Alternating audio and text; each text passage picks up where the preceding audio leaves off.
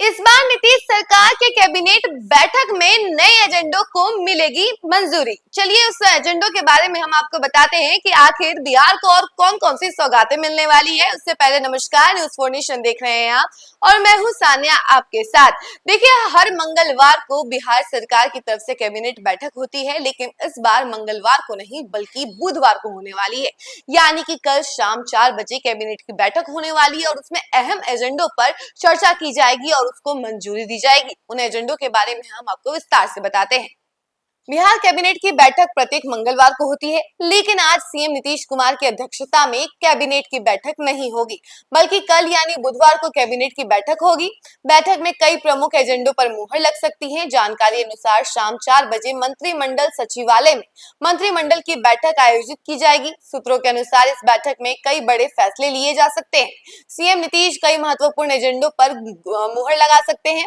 पिछले कैबिनेट की बैठक में 36 एजेंडों पर मुहर लगी थी और इस बार भी कई सारे एजेंडों पर मुहर लगेगी। देखिए, 36 एजेंडों पर पिछली बार मुहर लगी थी, जिसमें कई सारी सौगातें जो हैं बिहार वासियों को दी गई थी और इस बार भी कई सारी सौगातें जो हैं बिहार वासियों को मिलने वाली है। इसीलिए आप अपना दिल थाम के बैठ जाइए, क्योंकि इस बार हो सकता है युवाओं के लिए नया ऑप्शन आ जाए या फिर हमारे बिहार की महिलाओं के लिए कोई नई सौगात आ जाए। पिछली बार जो है बस को लेकर भी एक योजना सामने आई थी, जिसमें महिलाओं के जो बस में सीट होते हैं उसके लिए आरक्षण दिया गया था। कई सारी जो नीतियां हैं वो सामने आ रही है। डोमिसाइल नीति का भी अब जो मामला है वो भी थम गया है, क्योंकि अब डोमिसाइल लागू कर दिया गया है, जिसको लेकर बिहार वासी बहुत ज्यादा खुश हैं।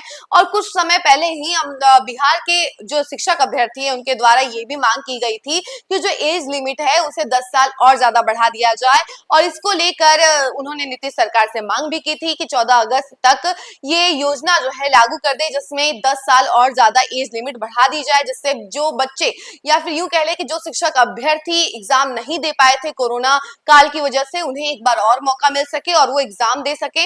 लेकिन अब जो है ये मामला नीतीश सरकार तक पहुंच गया है और हो सकता है कि कैबिनेट बैठक में इसकी भी मंजूरी दी जाए और एज लिमिट को 10 साल और ज्यादा बढ़ा दिया जाए, क्योंकि शिक्षक अभ्यर्थियों द्वारा कहा गया था कि 14 अगस्त तक वो ये घोषणा कर दें कि जो एज लिमिट होगी वो 10 साल और ज्यादा एक्स्ट्रा दी जाएगी, ताकि सभी जो शिक्षक अभ्यर्थी हैं उन्हें बार बार मौका मिल सके और वो अपने जो योग्य शिक्षक अभ्यर्थी हैं वो जॉब कर सके।